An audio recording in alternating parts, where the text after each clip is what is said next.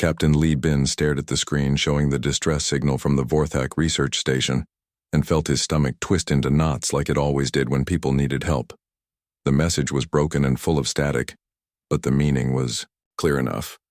They were under attack and dying fast. He turned to his crew on the bridge of the human diplomatic vessel Harmony's Edge and saw the same worry in their eyes that he felt in his heart. "How long to reach them, Jiang-Wu?" he asked the young communications officer who was already working at his station with fingers moving across the controls like he was playing music. 4 hours at maximum speed, sir. But the signal is so weak they might not last that long, Jiang-Wu replied without looking up from his work. Dr. Park Nara moved closer to the main screen where the star charts showed their position and the location of the Vorthak station. She was the kind of person who always thought before she spoke, and when she finally did speak, everyone listened because her words usually mattered. "The Vorthak are peaceful researchers, Captain, and their station has no military defenses that I know of. Whatever attacked them must have been looking for something specific, or they would have just avoided the area entirely." Engineer Kim Tae looked up from his diagnostic panel where he had been checking their ship systems and shook his head slowly. "Our weapons are not much better than theirs, Captain. The consortium gave us these basic defense systems and told us they were the best available for diplomatic vessels, but I have always wondered if that was really true." Li Bin knew what Kim Tae meant because he had wondered the same thing many times over the years. Humans had been part of the Galactic Consortium for 50 years now, but they were still considered probationary members who needed guidance and protection from the older, more advanced species. The Hegemony Council made all the important decisions, and humans were expected to follow along quietly like children who had not yet learned how the galaxy really worked. "Set course for the Vorthak station and prepare our defensive systems," Li Bin ordered as he settled into his command chair. "Send a message to Consortium Command telling them what we are doing, but do not wait for their response. Those people need help now, and we are the only ship close enough to provide it." The next 4 hours passed slowly as the Harmony's Edge moved through space toward the research station. Dr. Park Nara spent the time reviewing everything she knew about Vorthak culture and biology, while Jiang Wu tried to clean up the distress signal to get more information about what had happened. Kim Tae worked in the engineering section making sure all their systems were running perfectly, even though he kept muttering about how their technology seemed too simple compared to what he thought humans could build if they were allowed to try. When they finally arrived at the Vorthak station, Li Bin felt his heart sink, because the beautiful research facility that had been home to hundreds of alien scientists was now a broken wreck floating in space with fires burning in several sections. 3 unknown ships were still attacking the station, with weapons that cut through the metal walls like knives through paper, and Li Bin could see escape pods drifting away from the destruction. "Unknown vessels. This is Captain Li Bin of the human diplomatic ship Harmony's Edge," he broadcast on all frequencies. "You are attacking a peaceful research facility, and we demand that you stop immediately and withdraw from this area." The response came in the form of weapons fire directed at the human ship as the 3 attackers turned away from the dying station to face this new threat. Li Bin watched the energy beams racing toward his ship and felt time slow down as his training took over and his mind became clear and focused. "Defensive screens up and return fire with all weapons," he ordered calmly, even though his heart was beating fast enough to power their engines. What happened next surprised everyone on the bridge, including Li Bin himself. The enemy weapons struck their defensive screens and seemed to just fade away like they were nothing more dangerous than flashlights. At the same time, their own weapons reached out and touched the attacking ships, which immediately began to break apart and explode in brilliant flashes of light. "Sir, that cannot be right," Kim Tae said from his engineering station with confusion clear in his voice. "Our weapons are basic defensive systems designed for protection against pirates, and our screens should not be able to stop military-grade weapons like those ships were using." Dr. Park Nara was staring at her readings with the same confused expression that Kim Tae wore. "The energy output from those weapons was enormous, Captain, but our screens absorbed it like it was nothing. Either those ships had very weak weapons or our defenses are much stronger than we were told they were." Li Bin felt a cold feeling in his chest as he realized that something was not right about this situation, but he pushed those thoughts aside because there were still people who needed help. "Launch rescue shuttles to collect the escape pods and send medical teams to help any survivors," he ordered. "We can worry about our weapons later, but right now, we have lives to save." The rescue operation took 6 hours, and by the time it was finished, the Harmony's Edge had taken aboard 47 Vorthak survivors, including the station commander who was badly injured but still alive. Dr. Park Nara worked with the human medical team to treat the wounded aliens while Zhang Wu helped translate between the different species, because Vorthak was one of the 12 languages he spoke fluently. It was late in the ship's night cycle when Dr. Park Nara came to find Li Bin in his quarters, where he was writing his report about the incident. She looked tired and worried as she sat down across from his desk and folded her hands in her lap the way she always did when she had something important to say. "The Vorthak survivors are stable now, Captain, but their commander said something to me that I cannot stop thinking about," she began slowly. "When I was treating his injuries, he grabbed my hand and whispered that our people do not know something important. When I asked him what he meant, he just looked at me with those big, dark eyes and said that humans are not what the consortium tells us we are." Li Bin felt that cold feeling in his chest again as he remembered how easily their weapons had destroyed the attacking ships and how their defenses had stopped weapons that should have been powerful enough to cut through their hull like it was made of soft metal. Did he say anything else about what he meant? He said that his people had been studying human history and biology for years because they were curious about the species from the Class 12 Death World, Dr. Park Nara continued. "But when I asked him why that mattered, he became unconscious and has not woken up since then." Kim Tae appeared in the doorway looking like he had not slept in days and carrying a data pad that was covered in technical diagrams and numbers. "Captain, I have been analyzing the battle data, and something is very wrong with what happened out there. Our weapons destroyed those ships with a single hit each, and the energy readings show that we were not even using full power when we did it." "What does that mean exactly?" Li Bin asked, even though he was beginning to suspect that he already knew the answer. "It means that either we are much more powerful than we think we are, or everyone else in the galaxy is much weaker than we have been told," Kim Tae replied. "And based on what I am seeing in these readings, I think it might be both of those things at the same time." Li Bin looked at his 2 officers and felt the weight of something enormous settling on his shoulders like a heavy blanket. For 50 years, humans had been the junior members of the Galactic Consortium, learning from older, wiser species who had traveled the stars for thousands of years before Earth had even developed radio technology. But now he was beginning to wonder if that story was really true or if there was something else going on that humans had never been told about. "Keep this information between the 3 of us for now," he said quietly. "When we return to Consortium space, I want to do some research before we report what really happened here. Something tells me that we are going to discover that the galaxy is not quite what we thought it was." Outside his quarters, the rescued Vorthak survivors were recovering in the medical bay and talking quietly among themselves in their musical language about the humans who had saved them. They knew things about Earth and its people that the humans themselves had never been told, and they wondered if the day would ever come when the Deathworlders would learn the truth about who they really were and what they were truly capable of doing. Admiral Songdae received the report from Captain Li Bin 3 days after the Harmony's Edge returned to Consortium space, and he read it twice before he fully understood what he was looking at. The battle data showed impossible results, and the rescue operation had revealed information that made his decades of military experience feel like training exercises for children. He sat in his office aboard the Earth Defense Station and stared out at the stars while his mind tried to process what this all meant for humanity and their place in the galaxy. The door chimed, and Yoon Sol entered, carrying a stack of data pads that she set down on his desk with the careful precision of someone who had spent years handling classified information. She was Earth's top intelligence analyst and the only person Songdae trusted completely when it came to understanding the political games that the consortium species played with each other behind closed doors. "Sir, I have been looking into the technical specifications that Captain Li Bin sent us, and I found something that you need to see immediately," she said as she activated one of the data pads.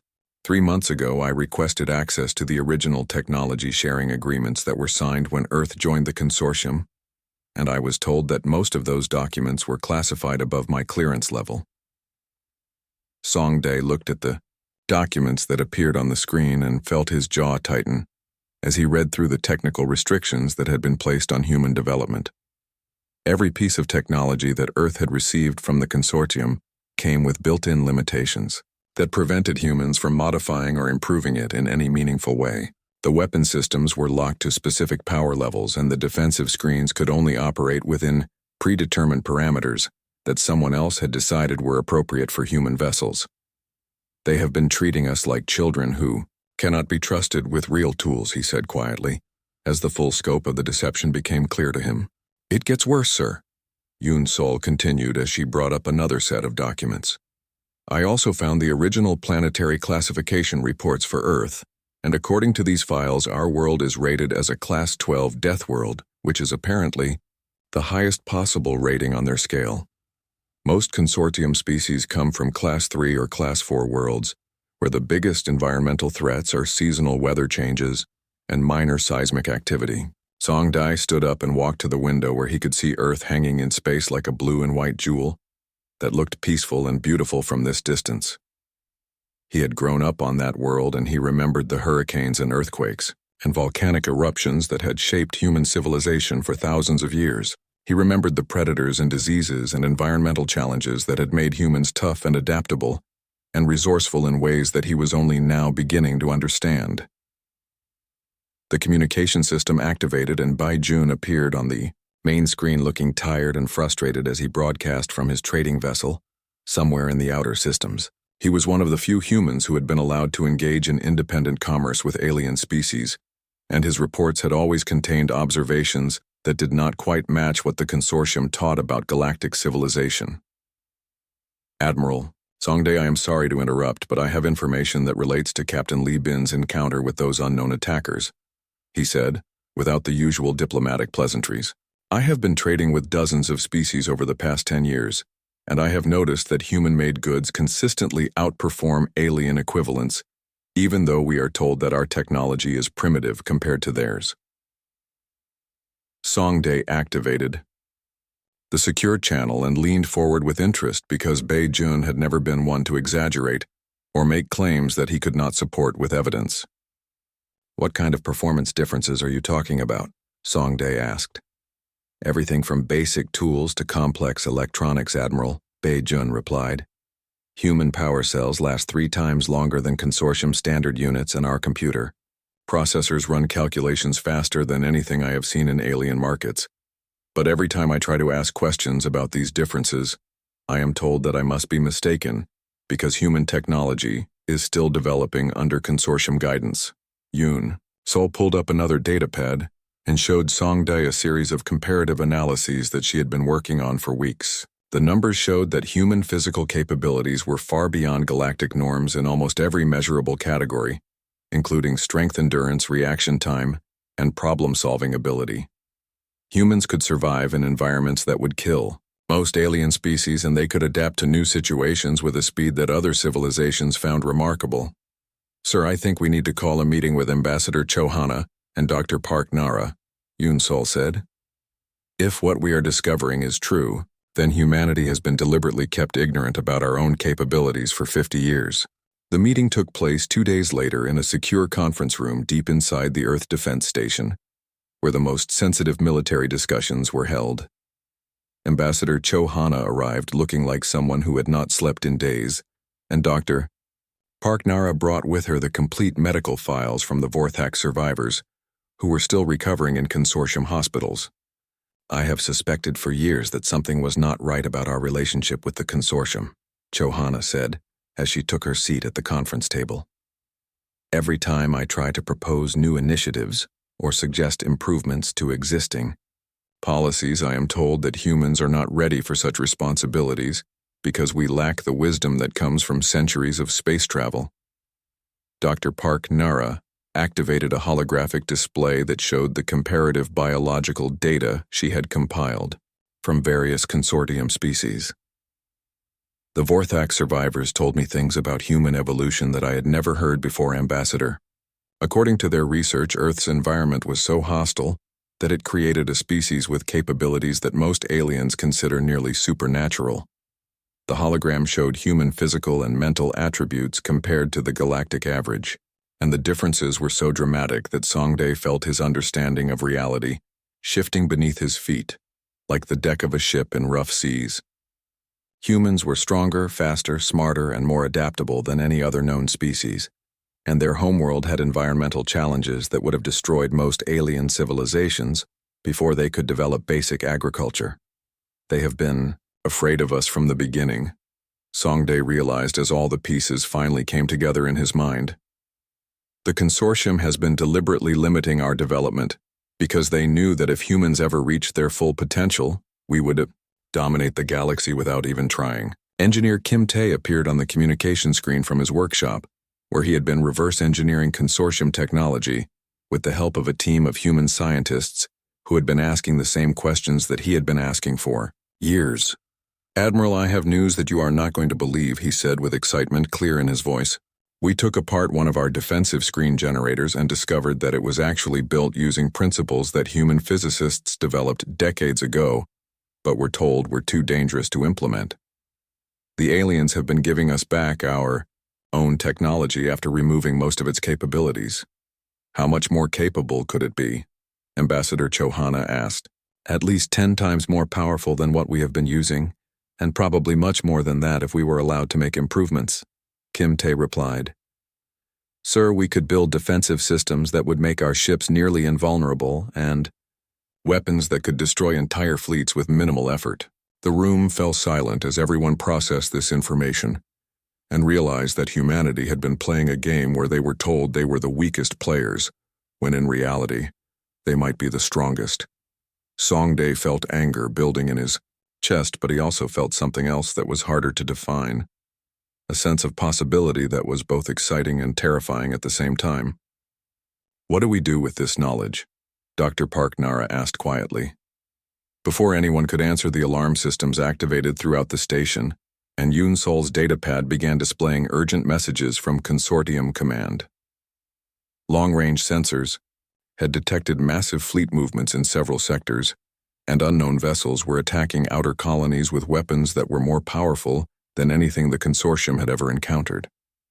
"Sir, the Kethavar Empire has begun a full-scale invasion of consortium space," Yoon Sol reported as more data streamed across her screen. "They are demanding surrender from all member species and threatening to destroy any world that resists their advance." Songday looked around the conference room at the people who now knew the truth about humanity's capabilities and felt the weight of history settling on all of their shoulders. The galaxy was about to change in ways that no one could predict, and humans would have to decide whether to continue playing by rules that had been designed to keep them weak, or to finally show the universe what the people from the Class 12 Deathworld could really do when they stopped pretending to be something less than they were. "Get me a direct line to Earth Command," he ordered. "It is time to tell our people the truth about who we are and what we can do. The galaxy is about to learn why they should have been honest with us from the beginning." General Henri stood in the war room beneath Geneva, watching the tactical displays show Kethvar forces sweeping through consortium space like a plague that consumed everything in its path. The alien invaders had destroyed 17 colony worlds in the past week, and their massive fleets were advancing toward the core systems where billions of civilians waited helplessly for protection that might never come. The consortium's military response had been pathetic and ineffective, and now the Hegemony Council was begging Earth for assistance while still refusing to remove the technological restrictions that had kept humanity weak for 50 years. Dr. Shin May entered the war room, carrying a datapad that contained the results of her latest experiments with unrestricted human technology, and her face showed the kind of excitement that came from discovering something that changed everything you thought you knew about the universe. She had been working around the clock since Admiral Song Dae had authorized her team to begin reverse engineering consortium systems, and the results had exceeded even her wildest expectations about human capabilities. "General, the preliminary tests are complete and you need to see these numbers," she said as she activated the holographic display above the conference table. "When we removed all the artificial limitations from our fusion reactors, they began producing energy at levels that should be impossible according to consortium physics. Our computers can process information faster than anything in their databases, and our materials science is apparently centuries ahead of what they consider state-of-the-art technology. Han Ri studied the technical specifications that filled the air around him and felt his understanding of galactic civilization crumble, like a house built on sand that was being washed away by the tide. Human technology was not primitive or developing under alien guidance. It was superior in every meaningful way to anything that existed in consortium space, and had been deliberately crippled to prevent humans from realizing their true potential. Captain. Lim Su appeared on the main communication screen from the orbital shipyard, where the first unrestricted human warship was nearing completion after only 6 days of intensive construction. The vessel that hung in space behind him looked nothing like the diplomatic ships that had represented humanity for the past 50 years. It was sleek and powerful and beautiful in the way that weapons could be beautiful when they were designed by people who understood both art and destruction. General Han Ri, the indomitable will, is ready for combat trials, and her systems are performing beyond all projections. Lim Su reported with pride clear in his voice. Her weapons can punch through consortium battle armor like it was paper, and her defensive screens could probably stop a direct hit from a stellar collision without taking significant damage. How does she compare to Kethvar technology? Han Ri asked, because that was the question that mattered most right now. Sir, based on the intelligence reports about their capabilities, I believe one human ship could destroy an entire Kethvar fleet without taking meaningful damage, Lim Su replied. Their weapons and defenses appear to be only slightly more advanced than standard consortium systems, which means they are far inferior to what we can build when we are not held back by artificial restrictions. The door opened, and President Nam Ho entered the war room, followed by Ambassador Cho Hana and Admiral Song Dae, who had traveled from the outer systems to attend this crucial meeting. The president looked like someone who had aged years in the past few days as he processed the implications of humanity's true capabilities and the deception that had shaped their entire relationship with the galactic community. The Hegemony Council has agreed to our terms, Nam Ho announced as he took his seat at the conference table. Full access to all consortium technology, complete removal of restrictions on human development, and honest disclosure of our species' classification and capabilities. In exchange, we will use our military forces to stop the Kethvar invasion and protect consortium worlds from further attacks. Do we trust them to keep their promises? Admiral Song Dae asked with skepticism that had been earned through decades of dealing with alien politicians who seemed to view honesty as an optional courtesy rather than a fundamental requirement. Ambassador Cho Hana activated her datapad and showed them the official agreement that had been transmitted from Consortium Central Command just hours earlier. The terms are legally binding under Galactic Law General, and they have already begun transmitting the classified databases that we requested. However, I suspect that their compliance is motivated more by desperation than by any genuine desire to treat us as equals. Han Ri looked at the tactical displays where Kethvar forces continued their advance toward the heart of consortium space and made the decision that would change the balance of power in the galaxy forever. Captain Lim Su, take the indomitable will and intercept the largest Kethvar fleet you can find. Show them what happens when humans stop playing by rules that were designed to keep us weak. Understood, sir. Lim Su replied with a smile that was both eager and slightly terrifying. We will broadcast the engagement on all frequencies so that everyone in the galaxy can see what Deathworlders look like when they finally decide to stop being polite. The battle took place near the Altair system, where a massive Kethvar invasion fleet was preparing to attack the heavily populated consortium world of New Geneva. The alien armada consisted of more than 200 warships, including their flagship dreadnought that was larger than most space stations, and carried enough firepower to sterilize an entire planet. They had been advancing through consortium space for weeks without encountering any meaningful resistance, and their commanders expected this engagement to be just another easy victory over the weak and frightened aliens who comprised most of galactic civilization. The indomitable will dropped out of hyperspace at the edge of the system and immediately began broadcasting Captain Lim Su's message to the Kethvar fleet. This is Captain Lim Su of the human warship Indomitable Will, representing the people of Earth and the Human Defense Force. You have invaded consortium space and attacked civilian populations in violation of galactic law. Withdraw immediately, or face the consequences of your actions. The response came in the form of weapons fire from the entire HFY fleet, as more than 200 ships opened fire simultaneously with energy beams and plasma torpedoes that had been designed to overwhelm any defensive system through sheer volume and intensity. The space around the human ship filled with deadly radiation as enough firepower to destroy a small moon converged on a single target.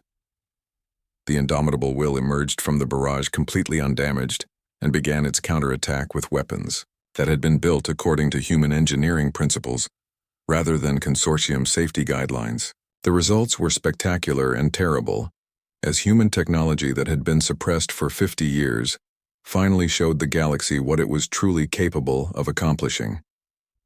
The first HFY ship to die was vaporized so completely that its atoms were scattered across several light seconds of space, and the shockwave from its destruction damaged 3 nearby vessels.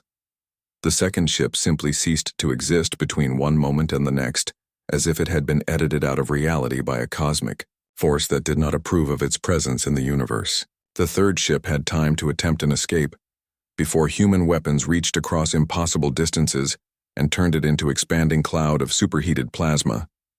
The massacre continued for exactly 17 minutes as the indomitable will moved through the HFY formation like a predator among prey that had never imagined that anything could be stronger or faster or more ruthless than they were. Captain Lim Su's crew worked with calm efficiency as they targeted enemy vessels and watched them disappear from their sensors with the kind of systematic precision that came from superior training and overwhelming technological advantage. When the battle ended, the space near Altair contained the wreckage of 237 HFY warships and 1 human vessel that had not received so much as a scratch on its hull plating. The engagement had been broadcast throughout the galaxy, and every species that had access to communication networks had watched the Deathworlders demonstrate why their home planet carried the highest possible threat classification in consortium records. The silence that followed the battle was more profound than the violence that had preceded it, as civilizations across the galaxy processed what they had just witnessed. The humans who had been considered junior members of the galactic community for 50 years had just destroyed the most powerful invasion fleet in recorded history without sustaining any damage or casualties. The species from the Class 12 Death World had finally shown everyone what they looked like when they stopped playing fair. General Han Ri received reports from intelligence stations throughout consortium space as alien governments tried to understand what this demonstration meant for the future of galactic civilization. Some species immediately began sending diplomatic messages expressing their desire for closer ties with humanity, while others retreated to their home systems and began preparing defensive positions that they hoped might protect them if the humans decided to expand their influence through conquest rather than cooperation.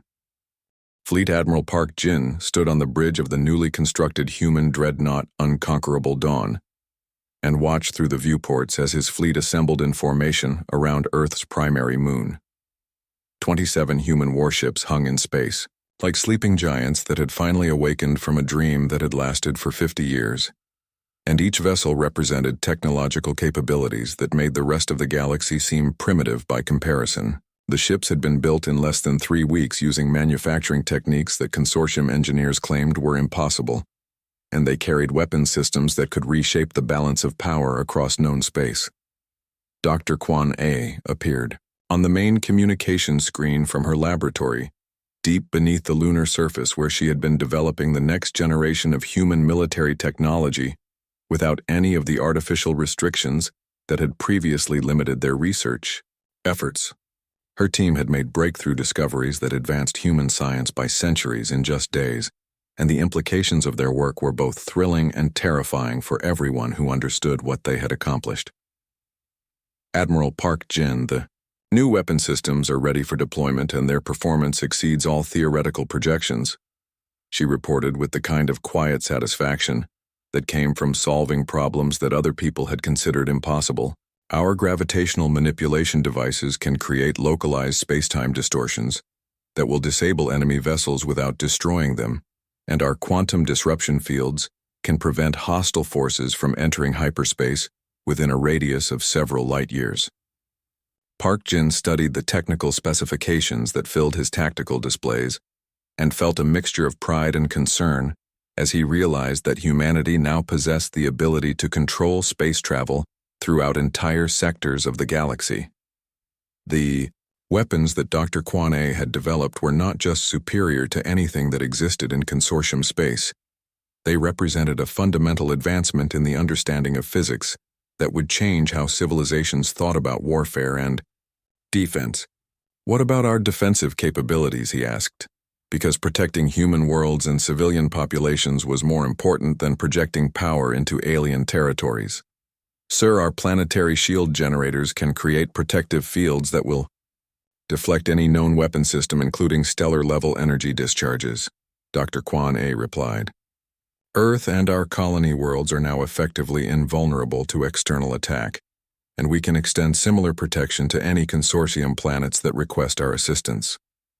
The tactical alert system activated throughout the fleet as long-range sensors detected the approach of the largest HFY armada that had ever been assembled in one location.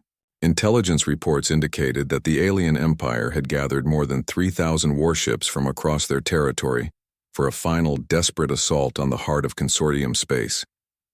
Their commanders believed that overwhelming numerical superiority would allow them to defeat the humans who had destroyed their previous fleets, and they were prepared to sacrifice their entire military to achieve victory over the species that had humiliated them so completely.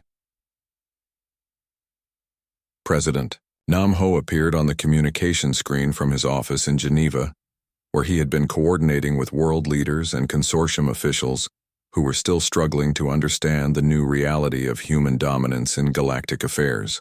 His face showed the strain of making decisions that would affect billions of lives across hundreds of star systems, and his voice carried the weight of someone who knew that history would judge every choice he made in the coming hours.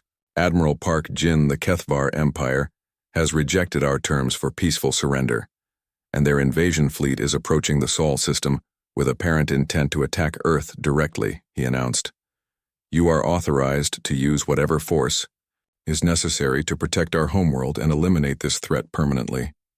Understood, sir? Park Jin replied as he activated the fleet's combat systems and felt the familiar rush of adrenaline that came with the approach of battle.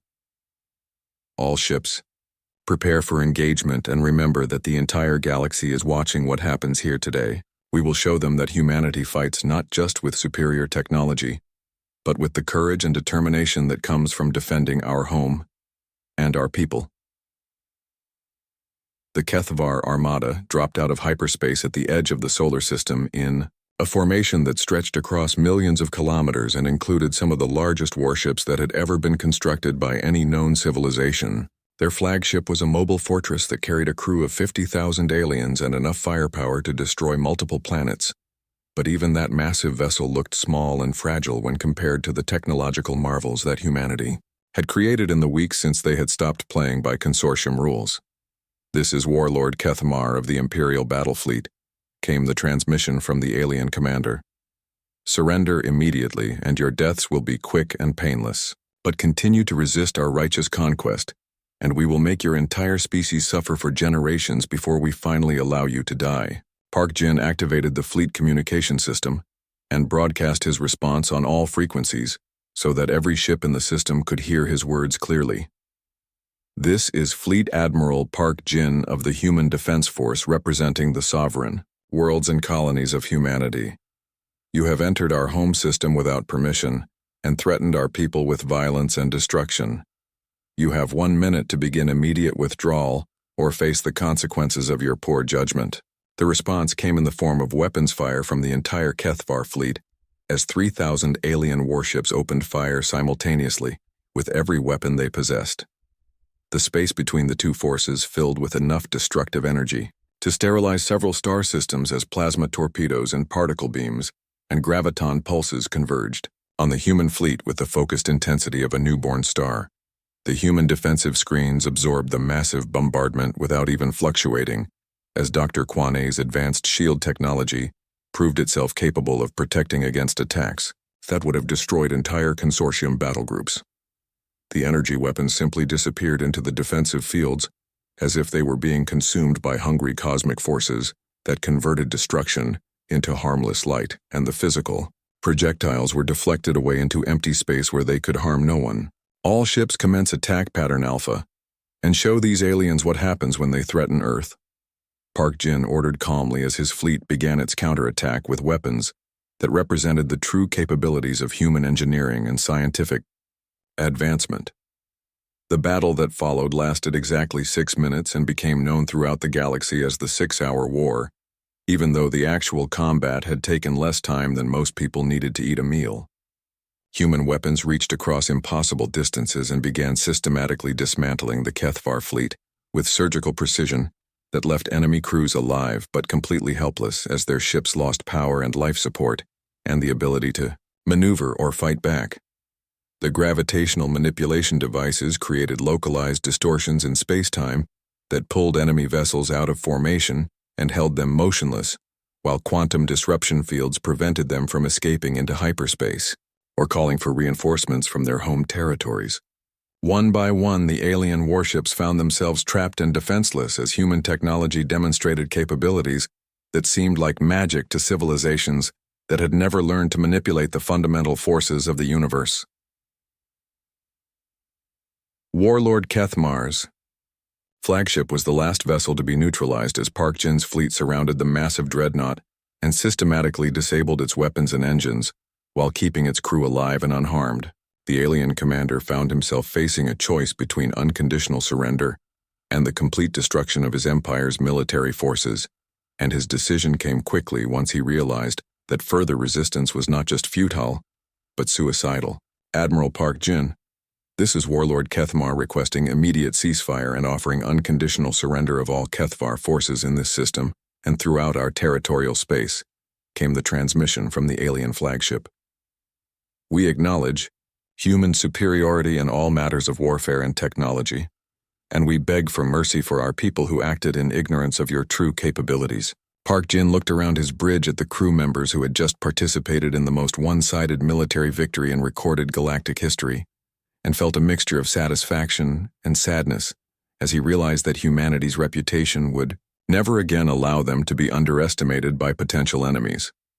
The species from the Class 12 Deathworld had finally shown the universe what they were capable of accomplishing when they stopped pretending to be weak, and the demonstration had been so overwhelming that future conflicts might be prevented by the mere threat of human intervention. Kethvar vessels, you will power down all remaining weapons systems and prepare to be boarded by human inspection teams, he ordered. Your wounded will receive medical attention, and your crews will be treated according to the standards of civilized warfare. But your empire's ability to threaten innocent civilizations ends today. Reports began arriving from across the galaxy as news of the battle. Admiral Li Bin stood on the bridge of the human flagship Unity's Promise and looked out at the vast construction yards that now orbited Earth, where ships from 100 different species worked together to build the infrastructure of a new galactic civilization. 5 years had passed since the day humanity had finally revealed its true capabilities to the universe, and the changes that had followed were more profound than anyone could have imagined possible in such a short time. Dr. Park Nara appeared on the communication screen from the Reformed Galactic Council chambers on the neutral world of Harmony Station, where she served as the first human member of the governing body that now included representatives from every known species in the galaxy. The old Hegemony Council had been dissolved after its members publicly apologized for their deception and requested admission to the new human commonwealth that had emerged as the dominant political and economic force in known space. Admiral Li Bin, the latest reports from our exploration fleets continue to show remarkable progress in previously restricted sectors, she announced, with the satisfaction of someone who had spent years fighting against artificial limitations and had finally seen them removed completely. The Vorthak research teams have made breakthrough discoveries in quantum physics, and the Altarian colonies have developed agricultural techniques that will eliminate food scarcity throughout their entire region. Li Bin smiled as he remembered the frightened Vorthak survivors that his crew had rescued from their destroyed research station all those years ago, when humanity still believed they were the junior members of galactic civilization. Those same aliens had become some of Earth's closest allies, and their scientific contributions to the new Commonwealth had advanced medical technology and environmental protection by centuries in just a few years. Engineer Kim Tae entered the bridge carrying a datapad that contained the latest reports from human colonies throughout the galaxy, where terraforming projects and industrial development had exceeded all projections thanks to the removal of technological restrictions that had previously limited what humans could accomplish. His face showed the kind of deep satisfaction that came from finally being allowed to work at his full potential, without artificial barriers holding him back. "Sir, the new shipyard at Proxima Centauri is producing vessels at a rate that would have been impossible under the old system," he reported. "We are building ships for 37 different species using human technology and engineering principles, and the quality improvements over their previous designs are remarkable. Some of their new vessels are actually superior to what they had been using for centuries." The communication system activated, and President Nam Ho appeared on screen from his office in the expanded UN headquarters that now served as the administrative center for human space and the coordination point for Commonwealth activities throughout the galaxy. His appearance had changed over the years as the responsibilities of leadership had aged him, but his voice still carried the quiet determination that had guided humanity through its transformation from victim to protector of galactic civilization. "Admiral Lee Bin, we have received formal requests from the last 3 holdout species asking to join the human Commonwealth under the Fair Play Doctrine," he announced. "The Regellian Empire and the Centauri Federation have agreed to remove all restrictions on their member species, and the Andromedan Collective has requested assistance with their own technological development programs." Lee Bin looked at the tactical displays that showed human patrol fleets maintaining peace throughout hundreds of star systems where different species lived and worked together without the artificial limitations that had previously prevented them from reaching their full potential. The galaxy had become a place where civilizations were judged by their actions rather than their origins, and where every species was encouraged to develop their capabilities to the maximum extent possible. Ambassador Cho Hana transmitted from the diplomatic station at Wolf 359, where she was coordinating relief efforts for the former Kethver territories that had been devastated by their empire's aggressive expansion policies. The alien species that had once threatened to conquer the galaxy were now receiving humanitarian assistance from the very people they had tried to destroy, and their rehabilitation had become a model for how former enemies could be transformed into productive members of galactic society. "The Kethver integration program has exceeded all expectations, Ambassador," she reported. "Their young people are attending Commonwealth universities, and their engineers are contributing to infrastructure projects throughout their former territorial space. The generation that grows up under our system will never know the fear and hatred that drove their parents to attempt conquest rather than cooperation." Jiang Wu appeared on another screen from the communications center, where he managed the vast network of translators and cultural specialists who helped different species understand each other and work together effectively. His linguistic abilities had made him invaluable in the early days of the Commonwealth, and he now supervised similar programs that were breaking down barriers between civilizations throughout the galaxy. "Sir, we have documented the complete elimination of armed conflict between member species for the 3rd consecutive year," he announced. "The Universal Translation Project has made it possible for any being to communicate with any other being, regardless of their biological or technological differences, and the Cultural Exchange Initiative has created understanding where fear and suspicion once existed."